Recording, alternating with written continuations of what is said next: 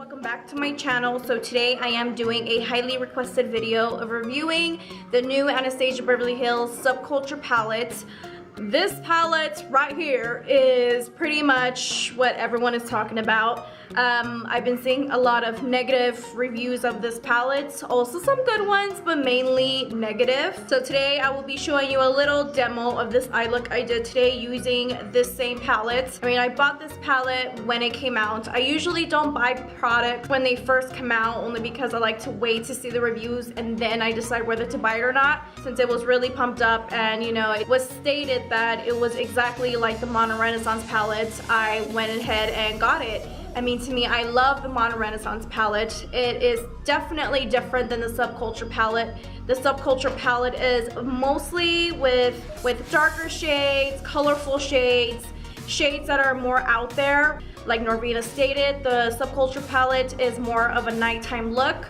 Then the Modern Renaissance palette, it's more of like a daytime, natural types of look. To me, I'm not scared of colors. I've been doing lots of colorful, bold eyeshadows lately, so I've been having really fun, you know, getting palettes that are colorful, and this one definitely caught my attention. Definitely different than any other palettes out there. The shades are well thought of. I could do so many looks with this palette. I played with this palette already. I used mostly all the shades. Yeah, I've used all the shades. Yeah, I have.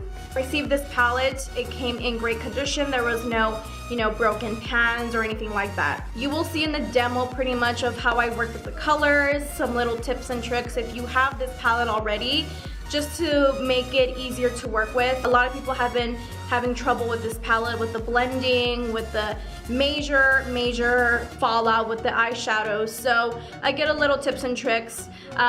One thing that I will say is it's definitely a time-consuming palette. You really have to work with this palette. It's very time-consuming, only because you do have to blend the colors really well. It's not like, you know, just blend and set. It's really so much to do in order to make the colors work. It's definitely not like the Modern Renaissance palette. I do want to state as well is, you know, if a lot of people have been asking me if I do recommend this palette or not, it really is a preference palette. You know, if you check out Stephanie's video, she did state that this is more like a preference issue rather than a batch issue, and I definitely agree with her. I feel like, you know, if you are mostly getting into makeup, mostly beginners, you're gonna have a really hard time working with this palette. Not saying that you must have major experience to work with this palette. You know, if you're barely learning how to use transition shades, blending eyeshadows, things like that, this palette would be an issue for you, girl, because definitely the colors are really harsh to blend, mainly the darker shades. With the darker shades, they are more harder to work with, and definitely this palette is mainly with darker shades. So I mean, again, if you're all into experimenting and you definitely want a challenge, then you can go ahead and get this palette. Even with the makeup artist, for me as a makeup artist, I wouldn't even try to use this palette on clients. Only I'm being timed. I have to get them ready as quick as I can, and I feel like with this I would have so much trouble, you know, blending the eyeshadows and working so much just to get the perfect eyeshadow. And there's a little tips and tricks that I do go through the video, but when I was working with this palette, obviously I don't dig in my brush really harshly when I use my palettes. I did do what Norvina did request in doing, is to just grab your brush and just dab it onto the palette. This is the first time I just dabbed twice onto a certain palette, and I get so much pigmentation onto the brush. Usually you do have to swirl on the brush to get some color payoff, but other than that, just dabbing it twice does the trick, and it prevents less of, you know, fallout. All in all, do I feel like this palette is worth it, and do I recommend it to people? I honestly don't regret buying it, but I just wouldn't recommend it because, again, I feel like, you know, a lot of people look for palettes that are easier to work with, less time consuming. To me, it isn't an issue having this palette. I don't regret buying this palette because obviously I take my time when I do my eyeshadow. I normally do a lot of looks for Instagram, you know, YouTube, and to me, I like to use different palettes and experiment with different colors. I wouldn't necessarily, you know, want to bash this palette as much as other people are doing. It's not a horrible palette. but it's probably not one of their best. I've tried their eyeshadows and their eyeshadows are nothing like this whatsoever. So again, I'm just being respectful, and I made some of the eyeshadows work with this palette. It's just, you just have to have so much patience with this palette. So if you girls want to see how I achieve this eyeshadow look, then just keep on watching. I will be doing this side of my eye. You guys are gonna see my big ass nose in the camera, but it's all good. Alright, so I am working with the colors that I usually have been seeing over the internet that people have been trouble working with. Mainly, I am gonna be using this color here. What else did I use? Oh yeah. Some of this one and some of this one and the yellows here. Have been having trouble using the yellow eyeshadows, so I'm going to work with those today.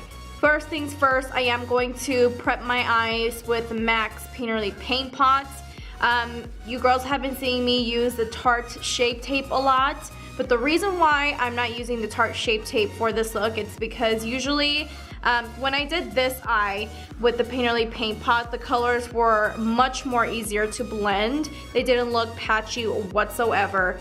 With the Tarte Shape Tape, since it is more of a liquid, you know, concealer, I noticed that the color shades were oxidizing. They were getting hard to blend. When I used more of a cream base, it was just so much easier. The colors weren't coming out patchy. So I put a good amount of base. I mean, it's really up to you how you apply your base.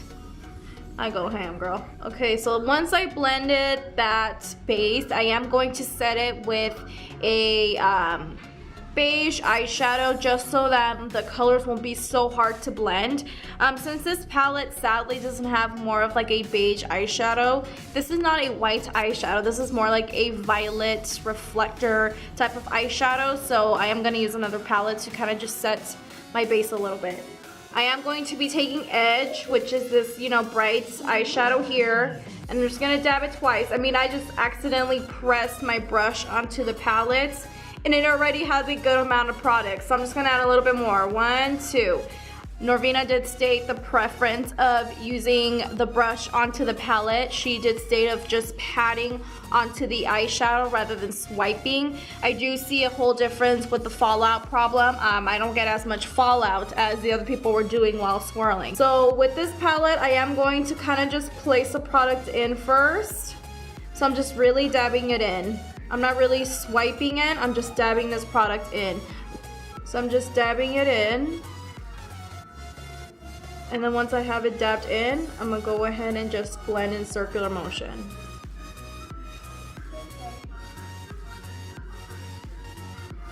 So 1, 2 dab. These are my dabs already, and you can see there's a little bit of fallout onto the palette, but it's nothing major. I am gonna go ahead and dab one more time, and then blend the shade here.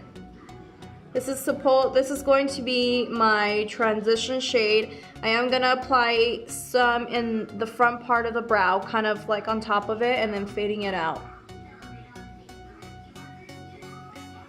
So I'm really blending it right here. This is my Morphe M200 brush. I don't really care about this part right here. Doesn't matter how you blend it, it's gonna come off anyway, so I use that as a base to kind of extend my eyeshadow and really blend off the harsh edges here. Okay, so again, I'm just blending it a little bit onto the brow and then blending it out.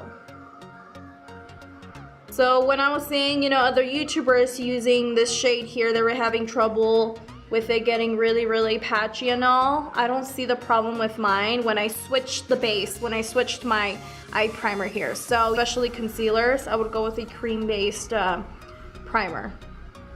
I did go with a darker shade. Now I'm gonna go with Fudge, this shade right here. When I first tried this palette, I did have some, you know, hard time. So I'm gonna try it on once again. So I did some dabs. I got some product on here. Okay, so then now I'm just gonna go ahead and place this only in my crease area. So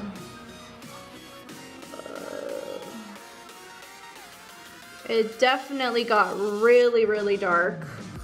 It looks almost black.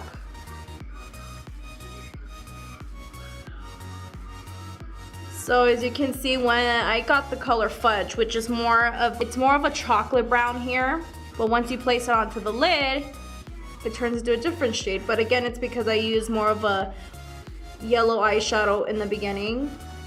So the colors do change. Okay, so I'm just gonna blend this. So as you can see, I'm not having a hard time blending the eyeshadow, which is good. I'm lightly blending it and just dabbing it twice really applied the product really, really well. The pigmentation of this palette is intense, really intense. I am gonna go ahead and reapply the yellow eyeshadow. I like to build the colors on top of each other just to have a really smooth blended eyeshadow. So I'm again, take the yellow eyeshadow here, dab 1, 2, you got some color. So I'm gonna go ahead and just pat this color, kind of like where the line of that dark shadow that we applied, just to kind of diffuse it. So I'm really dabbing this on again, and then I'm just gonna go ahead and blend. Okay, so I'm gonna do it one more time. So again, I'm just gonna pat the color in and then just kind of blend it out. So I'm really, when I just dab in the color, I'm really setting that color into place in that area mainly. I'm gonna go ahead and take my base once again just to carve out my eyeshadow a little bit more.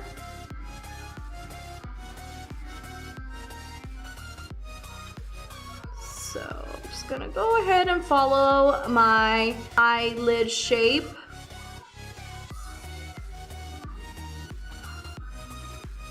Don't worry about making this perfect because we are gonna go back adding one more shadow just to kind of perfect it a little bit. So if you mess up while cutting this up, don't worry.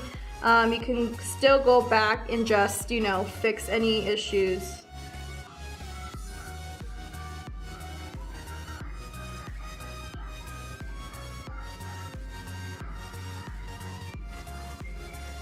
So before you place any shade, you want to make sure you blend. So now I am going to be using the color Roxy, which is this orange shade. I am gonna dab a little bit on the brush, and then I got some product. Just gonna go ahead and just dab this product onto the lid. You never want to swipe the color once you place it onto the lid. You always want to just pat it on. I'm getting a little fallout with this shade here. So it really does make a difference when you pat on the brush onto the palette. I'm not getting so much fallout. I think it's a little different when if I were to use like a more fluffier bristled brush, that causes more of a fallout. But when I use a flat shader brush, you know, it's a little bit more stiff. There's not as much fallout as, you know, the fluffier brush. So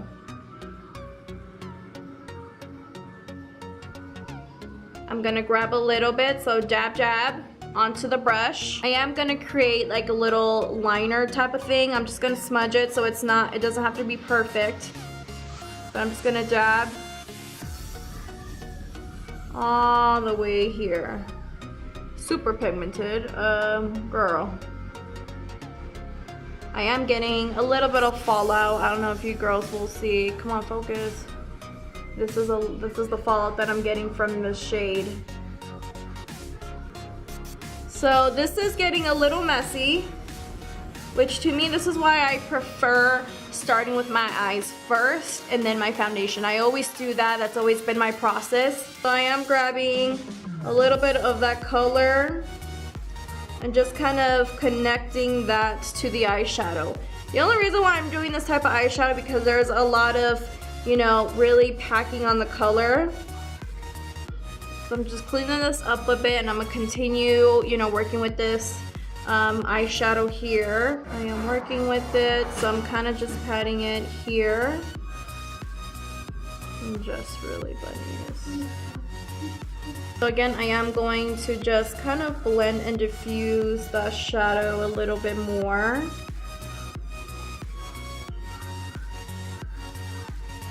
It's getting a little patchy right here. It's kind of just pretty much taking off the product. So again, I'm just gonna place and dab the color in first.